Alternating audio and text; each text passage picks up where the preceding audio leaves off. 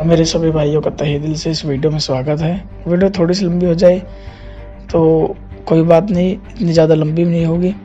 तो जो भी चैनल पर नए हैं चैनल सब्सक्राइब कर ले और वीडियो को लाइक कर दे। और आज की इस वीडियो में हम एक नए टॉपिक पर बात करने वाले हैं, जो भी हनुमान जी को मानने वाले जितने मेरे सब्सक्राइबर हैं सभी इस वीडियो के साथ बने रहे, क्योंकि हनुमान जी के शानदार स्टोरी मैं आपके साथ साझा कर रहा हूँ, शेयर कर रहा हूँ। तो चलिए वीडियो को स्टार्ट करते हैं। एक बार हनुमान जी और रावण के बीच युद्ध हो जाता है। पहले की बात है, राम युद्ध से पहले की।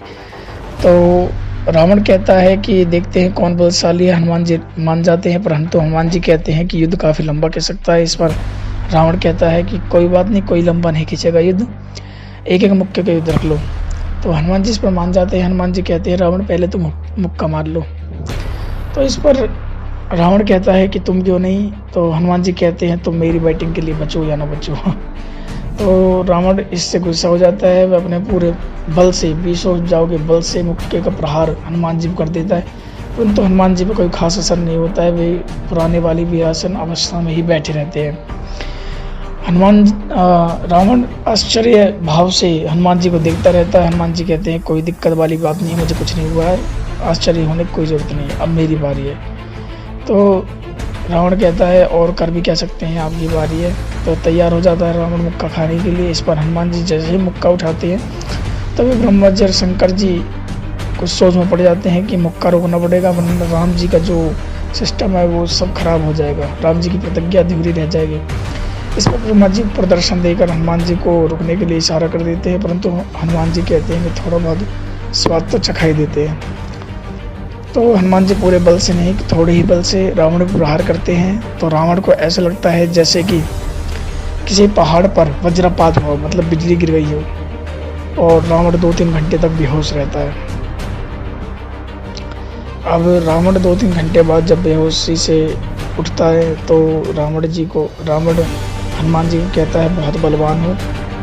हनुमान जी कहते हैं बल तो देखने ही नहीं दिया ब्रह्मा जी और शंकर जी ने, तो नहीं तुम बचते नहीं अगर बल होता तो हनुमान जी की इस पर प्रशंसा करता है रावण, बल की और किसी की नहीं करता है, बल्कि सिर्फ हनुमान जी के बल की प्रशंसा करता है। तो ये स्टोरी तो यहाँ पर समाप्त हो जाती है हनुमान जी की। और बाद में जो दूसरी स्टोरी है वो यहाँ पर स्टार्ट होती है, जब लंका में आक्रमण करने के लिए राम जी की सेना के साथ हनुमान जी जाते हैं। और ये उस समय की बात है जब हनुमान जी लंका दहन करके वापस आ जाते हैं, पूछ से पूरी लंका को जला देते हैं। जिस दिन लंका जलती है उस दिन से रावण परेशान हो जाता है, दुखी हो जाता है कि हनुमान ने मेरी पूरी लंका अपनी पूछ के बल पर जला दी। और उसे सोचते जागते राम जी के जो ये सेवक थे हनुमान जी, इनकी पूछ ही नजर आती थी। वो बहुत ज़्यादा परेशान हो गए थे हनुमान जी की पूछ को लेकर, और सोचने लगा उसने अपनी जो इज्जत थी वो इस पूछ से जोड़ ली थी। अगर इस पूछ ने, हनुमान जी की पूछ ने मेरी इज्जत को ख़त्म कर दिया है, तो क्या करा जाए। हनुमान को बंदी बनाने के लिए कुछ करना होगा, रावण ने सोचा। इससे अपना बदला लेना होगा इस बंदर से। तो अगले दिन रावण 4 सेनाएं तैयार करता है, हाथी सेना, घुड़सवार सेना, रथ सेना, पैदल सेना, और कहता है कि जाओ उस बंदर को पकड़ के लाओ जिसने मेरा अपमान करा है, और संवाददाताओं को भेजता है। राम को पता चलता है कि 4 सेनाएं आ चुकी है, हनुमान जी को घेर लिया है। इस पर लक्ष्मण जी कहते हैं कि प्रभु हनुमान जी को 4 सेनाओं ने घेर लिया है। राम जी कहते हैं कोई चिंता वाली बात नहीं है, हनुमान जी अपना आप संभाल लेंगे। अब जब चारों सेनाओं ने एक साथ हनुमान जी पर जैसे धावा बोला, हनुमान जी जब भी आकार बढ़ा लेते हैं। लक्ष्मण सोचता है हनुमान जी गदा इसलिए नहीं ले गई, अब गदे से तो 1-2 ही मरते मेष से, परंतु हाथी जो साइज बढ़ाकर उन्होंने हाथी उठा लिया था अपने हाथों में।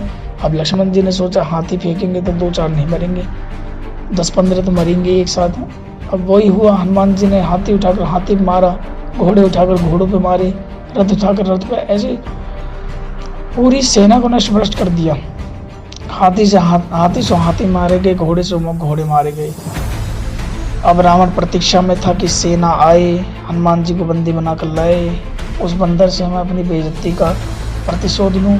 परंतु ना तो सेना आई, ना कोई सैनिक आया। आए तो संदेश देने वाले संवाददाता। रावण संवाददाताओं से पूछता है कि बंदर कहाँ है। संवाददाता बोलते हैं बंदर वहीं है जहाँ पे था। रावण बोलता है सेनाएं कहाँ हैं। कह रहे सेनाएं तो साफ हो गई। क्या मर गई? कैसे मर गई? संवाददाता बोलते हैं महाराज उस बंदर के सामने जो भी गया वो एक पल भी नहीं टिका।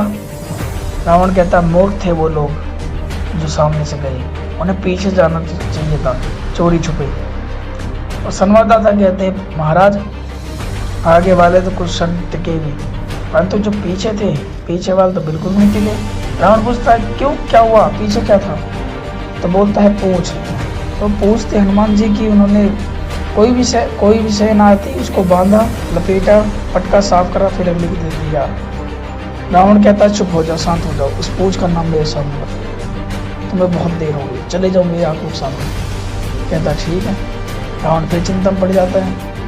तो अगले दिन रावण अमर सेना की तैयारी करता है। अमर सेना भी भेजेंगे, मरेगी नहीं, बंदर को तो पकड़ के ही ले आएगी।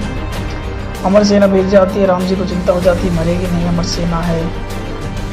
तो हनुमान जी को जब इस बात का पता चलता है, हनुमान जी राम जी से कहते हैं कि प्रभु मुझे आज्ञा दीजिए, मैं पूरी सेना को समाप्त करके अभी लौटता हूँ। हनुमान जी को आज्ञा देते हैं राम जी कि जाओ हनुमान।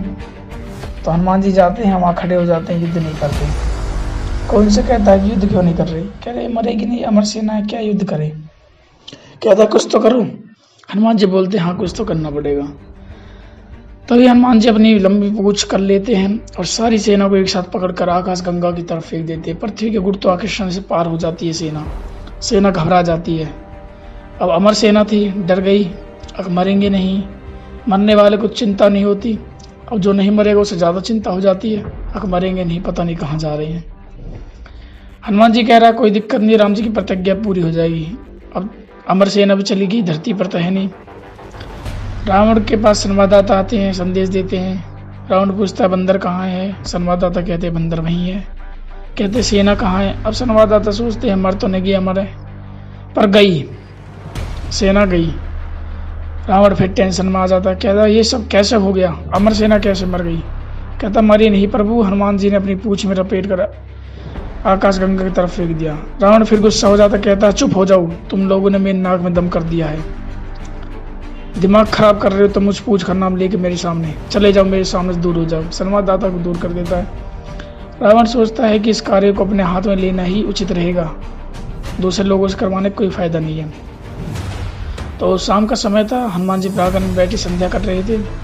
रावण जाता है और 20 भुजाओं से हनुमान जी की पूंछ को पकड़ लेता है।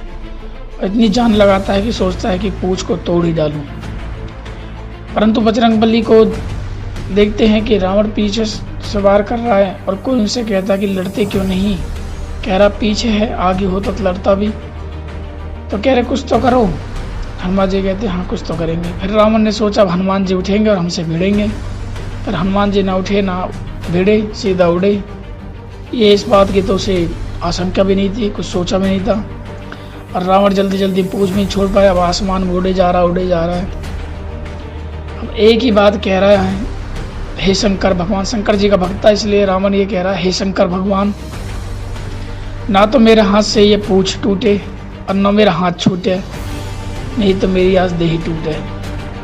तो भाइयों, तुलसीदास जी लिखते हैं कि जिन लोगों के चरण पकड़ने चाहिए उनकी प्रतिष्ठा की पूंछ पकड़ोगे तो न कहीं के रहोगे, न घर के रहोगे, न घाट के रहोगे, कहीं के नहीं रहोगे। तो हनुमान जी ऐसे व्यक्ति हैं जिनका कभी कोई अभिमान नहीं रहा है, अभिमान शून्य व्यक्ति हैं। तो अगर ये स्टोरी आपको मेरी थोड़ी भी पसंद आई हो तो एक लाइक ज़रूर कर देना और कमेंट करके जय बजरंगबली ज़रूर लिख देना, और साथ में आपको जो भी अलग कमेंट लगी हो ज़रूर लिख देना। Thank you so much guys, मिलते हैं नेक्स्ट वीडियो में, तब के लिए टाटा बाय बाय।